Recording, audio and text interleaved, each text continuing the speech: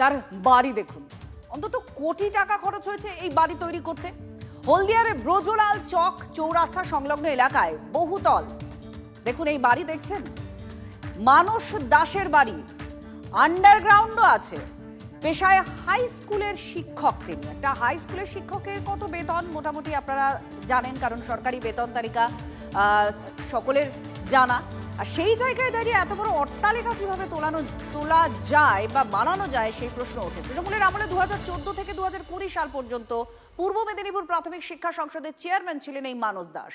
তিনি আবার হলদিয়া উন্নয়ন ব্লকের প্রাক্তন তৃণমূল ব্লক সভাপতিও।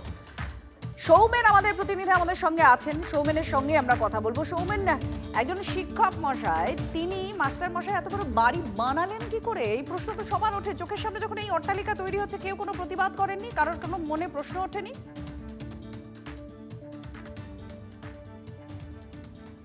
দেখো, যখন তিনি বাড়ি করছিলেন তখন তিনি ছিলেন এলাকার দোর্দণ্ড প্রতাপ নেতা। প্রশ্ন করার মতো ক্ষমতা কোনো সাধারণ নাগরিকের নেই, ছিল না তখন।